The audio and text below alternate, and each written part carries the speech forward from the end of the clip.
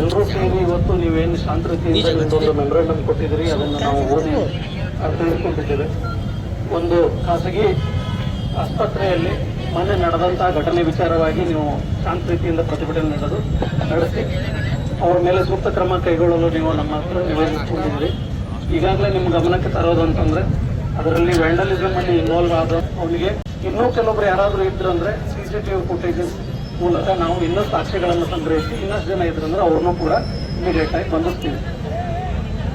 ಎರಡನೇ ವಿಚಾರವಾಗಿ ಈ Karnataka prohibition of violence against the medicare service personnel and damages to properties in medicare service institutions 2009 ಅಡಿಯಲ್ಲಿ ಯಾರಾದರೂ ಇಂಥ ಕೃತ್ಯವನ್ನು ಎಸಗಿದ್ರೆ ನಿಮ್ಮ ಜೊತೆಗೆ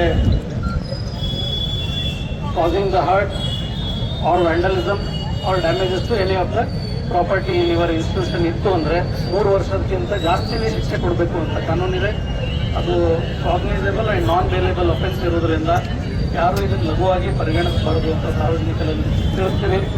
ಯಾವುದಾದ್ರೂ ಒಂದು ಮೆಡಿಕಲ್ ಇಕ್ವಿಪ್ಮೆಂಟನ್ನು ಏನಾದ್ರು ಹಾಳು ಮಾಡಿದ್ರು ಅಂತಂದರೆ ಅದರ 2 ಪಟ್ಟು ದಂಡವನ್ನು ಕೂಡ ಅದರೊಂದಿಗೆ ಅವ್ರ ಕಡೆಯಿಂದನೇ ಭರಿಸಬೇಕಾಗುತ್ತೆ. ಅದು ಕೂಡ ಕಾನೂನಲ್ಲಿದೆ. ಇದು ಇನ್ಸ್ಪೆಕ್ಟರ್ ದರ್ಜೆ ಅಧಿಕಾರಿನೇ ತನಿಖೆ ಮಾಡೋದ್ರಿಂದ ಈಗ ಅಫಿಲಿ ಇನ್ಸ್ಪೆಕ್ಟರ್ ಇನ್ಚಾರ್ಜ್ ಇರೋರು ಅದನ್ನು ತನಿಖೆ ಮಾಡ್ತಾ ಇದ್ದಾರೆ. ನಿಮ್ಗೆ ಆದಷ್ಟು ಬೇಗ ನ್ಯಾಯ ಒದಗಿಸ್ಕೊಡ್ತೀವಿ. ನೀವು ಶಾಂತ ರೀತಿಯಿಂದ ನೀವು ಮನೆಗೆ ತೆರಳಿ ನಿಮ್ಮ ಕೊಟ್ಟಿರೋ ಮೆಮೊರಾಂಡಮ್ ನಾವು ಗಂಭೀರವಾಗಿ ಪರಿಗಣಿಸ್ತೀವಿ. ಧನ್ಯವಾದಗಳು.